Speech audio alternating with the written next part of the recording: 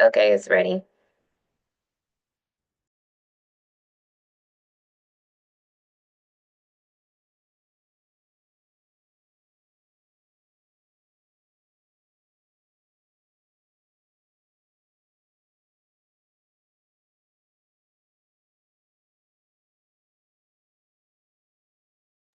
You hear me? Yes. All right. So I'd like to officially call the Cleveland Ave Elementary School Go Team meeting to order. We will follow the agenda as has been emailed to you and publicly noted. I would like to remind everyone that this meeting is a meeting of the Go Team, and only members of the team may participate in discussion. Any members of the public present are here to quietly observe.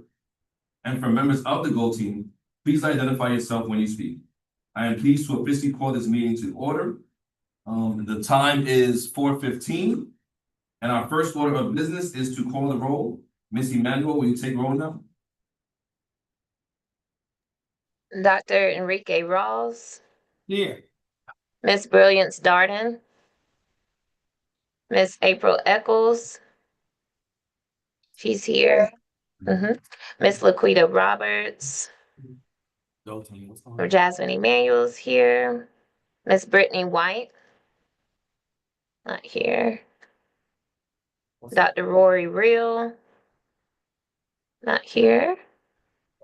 Mr. William Curry, Here. Miss Donna Jenkins, Present. and Miss Quenisha Hicks. Present.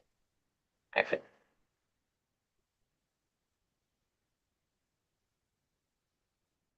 Okay.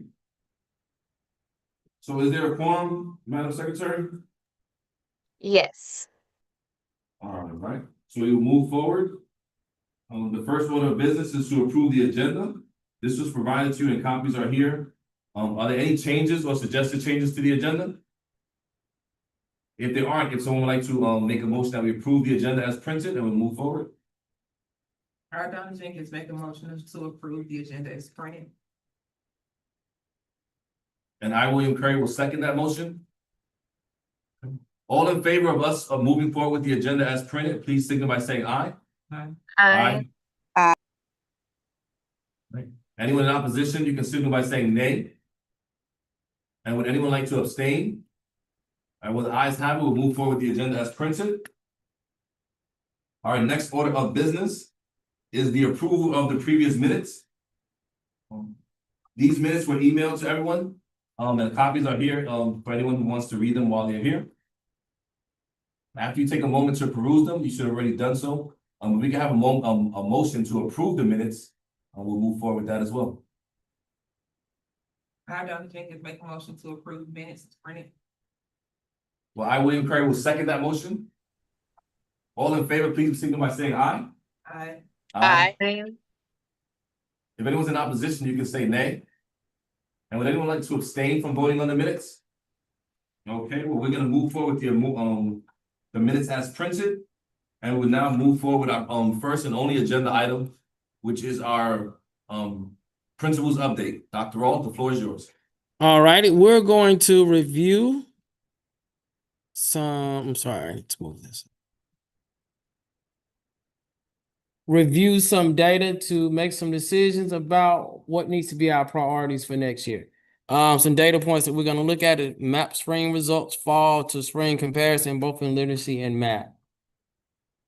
What you guys see here are our math, spring, math, GMAT, spring, math, MAP scores. As you see, we were third in the cluster, having 46% of our students in beginning, 44 in developing, and 11 in proficient.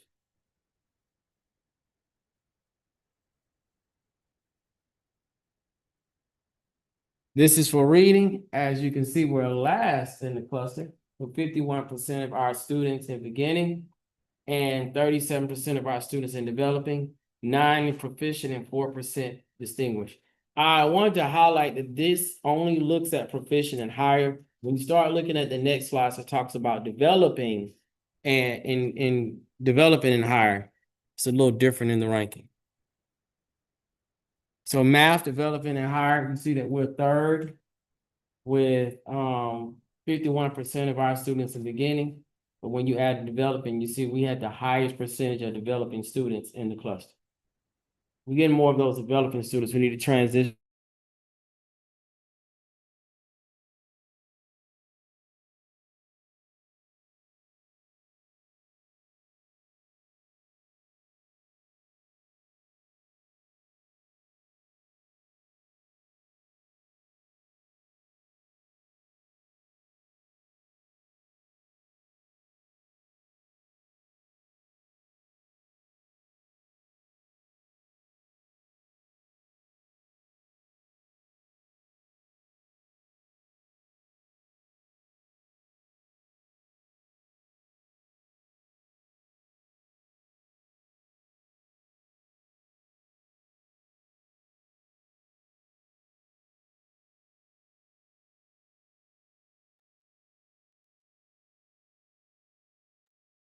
Miss Emmanuel? Yes. Did he go out or is it my computer? No, yeah, it stopped for me too. Okay. Hopefully he'll reconnect because I was Hopefully. thinking it was my computer, so I was over here trying to troubleshoot. I thought it was me. Okay, we'll give them a minute to Okay. see if he'll come back in. I'll call him. Yeah, it's definitely on his end.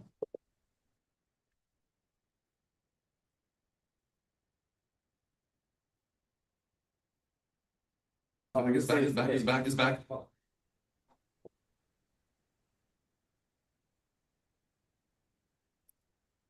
All righty, we're back. So we were looking at our fall to spring. As I see, I highlighted second grade. Second grade going from 32% to 28. We increased Dr. our, Ross, excuse me, can you go back to sharing your screen? no problem.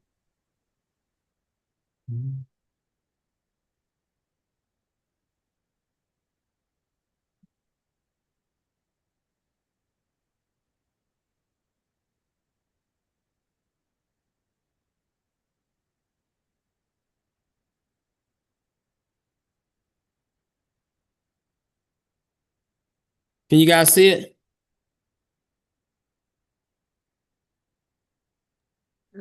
Yes.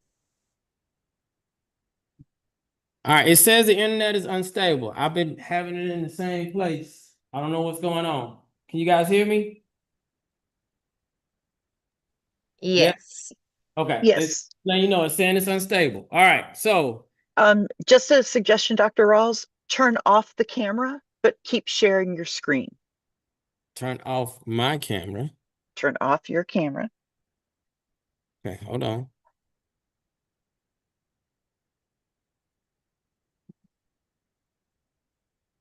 And that should help with that internet because it's going to take less bandwidth this way. So, All righty. all righty. So hold on. All righty, so we just looked. I want to make sure. I went over the math fall to spring. You guys heard that one, correct? Yes. Okay. Reading fall to spring.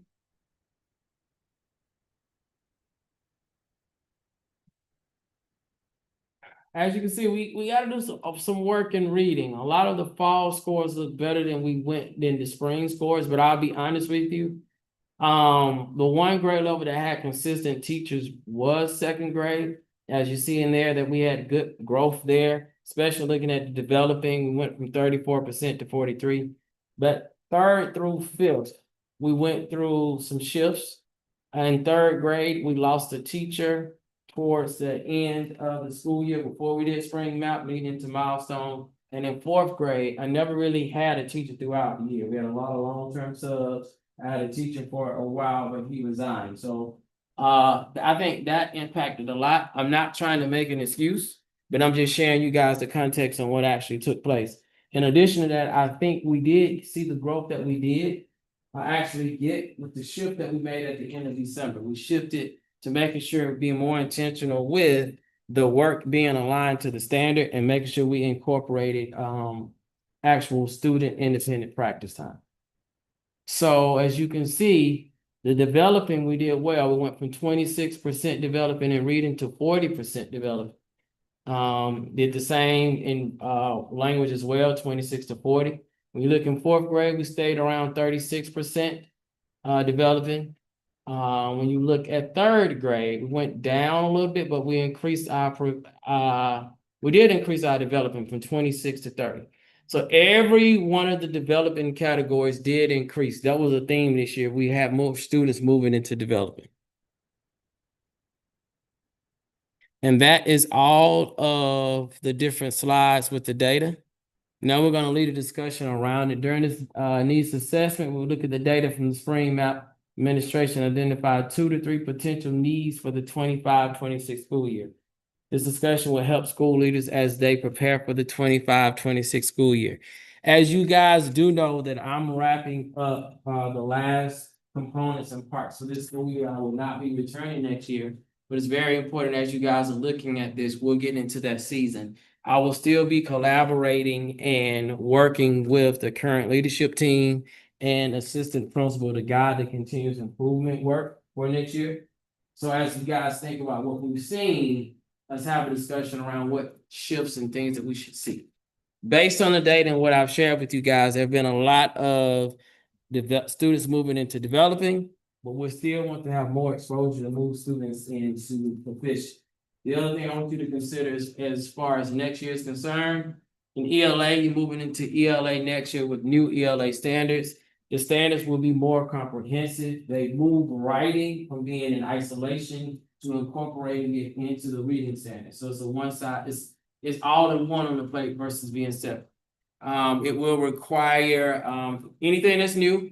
I just said that way. Anything that's new, it takes time to get adjusted, and as you're working through and thinking through the kinks, how to actually prepare for it. In addition to that, we went to a principals meeting on Monday, where they actually showed us the textbook and resources that we'll be using.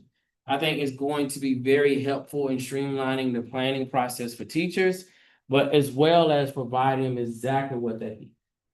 I would say in areas to consider, it's going to be very important with the rollout of the new textbook and professional learning around it, would be to help teachers understand, even though they are receiving a ton of resources, there's still a space for you to internalize what you get.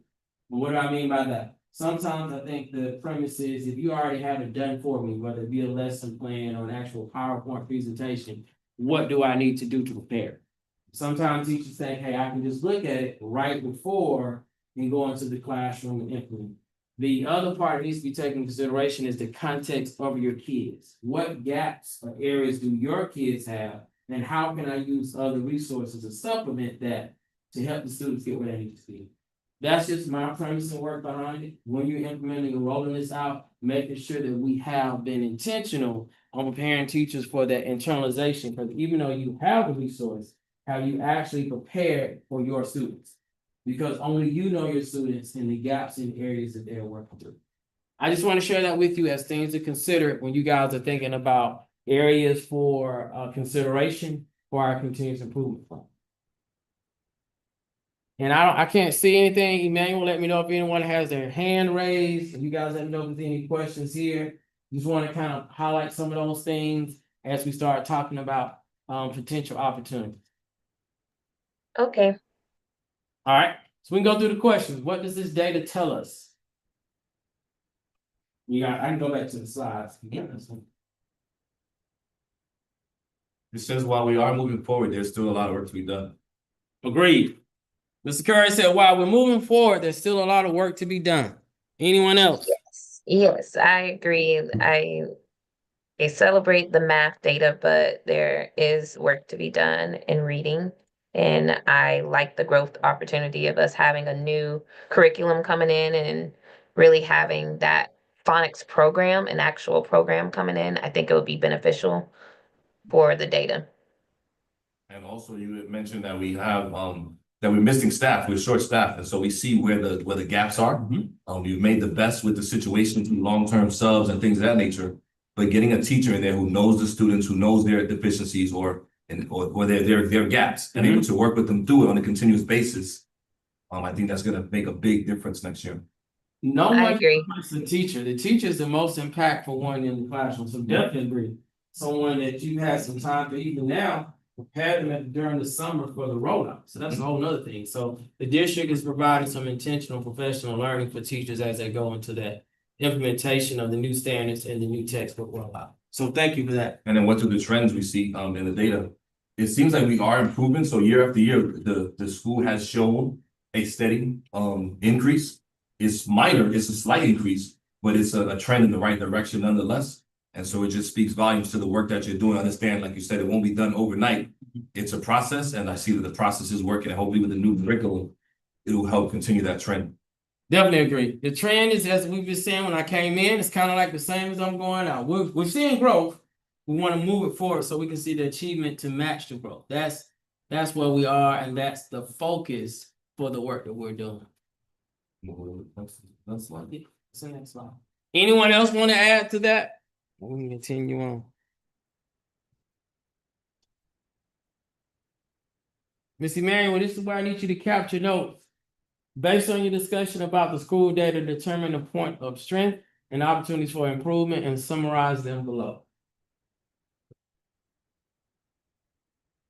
We got opportunities, I don't know if this is noted here, even when we talk about teacher retention. And just kind of what we know to be true just over the years with teachers coming and going, finding a way to track where the class is in the curriculum. And so if I'm teaching and I've taught, hopefully they're following the curriculum map, but if someone leaves, then when the sub comes or another teacher comes, they know exactly where those students left off, where the school is tracking that as well, so that everybody's on the same page. Track the pacing, Yes, track student success. So if we have to make a shift, we have the data to let them know where they are, and as well, I have those identified gaps for students. to so share. usually the teacher would maintain that, but if the teacher leaves, That's fair. if there's a place where you kind of know where everyone is in the curriculum, so if there's a shift that somebody. Sounds like you're saying create an infrastructure that will support shifts. That's from instructional lens and the student data lens, like, hey, this is where we are, this is what we're doing, so we create that. I think the next layer of that will be specific professional learning for the person coming in. Absolutely. To get kind of caught up to speed, because I don't care where you are, when you come into a new building, we need time to get caught up to speed. I love that fun opportunity. I would venture to say another opportunity is still to look at where do we put in front of students in terms of the rigor and alignment to the standard. One thing we started this year was to have an independent segment where students would actually practice things on grade level with an academic monitoring piece where teachers were actually monitoring students. That was a good start. However, I think we got to continue that work and do that in a K-5 setting, every classroom. Whether it's, a fifth grade and students may have gaps, I think we got to continue to expose them to the grade level and not necessarily just always regional there. Now, there's a space for both. However, having the grade level with the scaffolding and differentiated instruction is what's going to lead to bigger bang. I will tell you that I did talk to my team and they wanted to shift away from the benchmarks and proxy, so they will not have them next year. The feedback I received from the teams, they were a little too rigorous or too complex for them to do in the way that we were doing to do the assessment.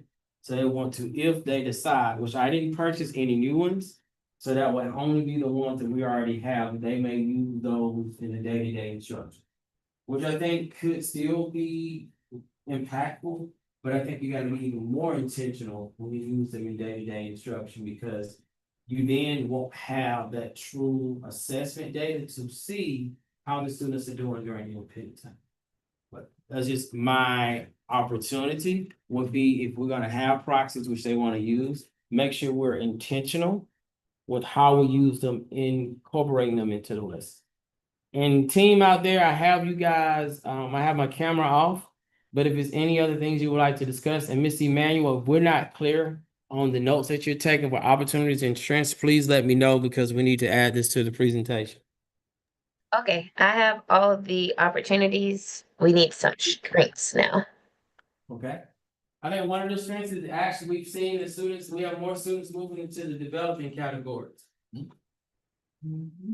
And that was both in reading and math. I think also second grade would be the grade level that we highlight. We're seeing a lot of growth in second grade. Has more of a wondering though, we're seeing this growth in seventh grade, what's going on in third? But But it is that staff was more consistent in second. yes, kindergarten, first and second, yes. Those staff, those teachers have been here for a while. And a lot of them had already worked in the primary grade rooms. I would say shout out to Miss Emmanuel, who just moved to second this year. Okay. And taught everything, so she definitely was a part of that second grade growth. Give yourself a pat on the back, Miss Emmanuel. Miss Emmanuel. Congratulations. Thank you. And I would like to highlight that it is a strength that you have your stronger teachers in the lower grade levels, pushing those students on grade level. So they're not necessarily too far behind. I think that's a great strength. Yes, so now my wondering would be, for you, Miss Emmanuel, now that you know how they did in second, let's track them in third, because you know you gave them a good push in second grade. Right? I will pass on the information to the third grade teacher. I'm just saying, you know, I still care about Cleveland till the last day I'm here, but I'm just trying to set it up. I will pass that information on to that teacher. That works. Do you need more strengths? No. I'm sorry, we're just talking. Anybody else out there have anything to add?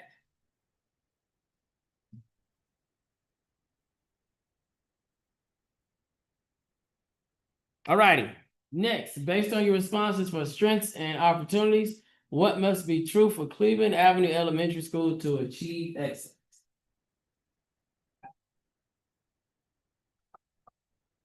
Inconsistency.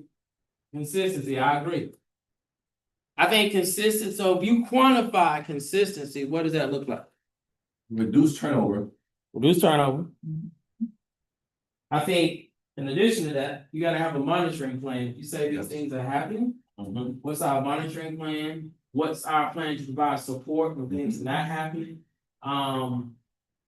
What does professional learning look like? I think consistency is true, but under it, I think the tool used to create consistency is a deep monitoring plan, which includes infrastructure to support teachers who need help, and those that can excel and help others.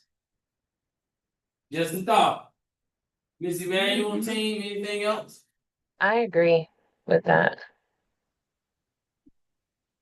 What else is needed? Now, what you gave was actually perfect. We have if we break those down, those are the three. Because we could go deeper or wider, but I think if we have those three fundamental things, we head in the right direction. You got all three, Emmanuel? So yeah, I was about to repeat that. So I have consistency where we can reduce the turnover rate. How will we plan to provide support? So professional learning and then a monitoring piece Yes. or tracking. Okay. That's it. Yes. Alrighty.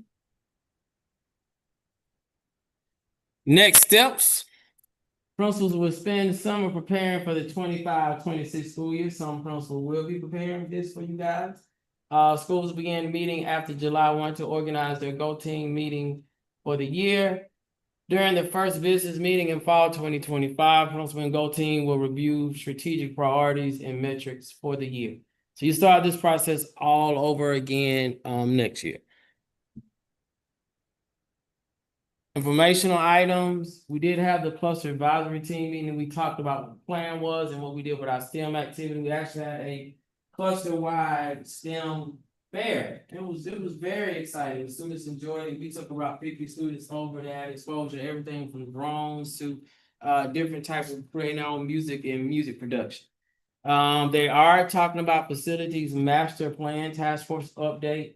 So what has happened, and I did not get a chance to join the meeting, but it's happening. They're talking about what it will look like for next year.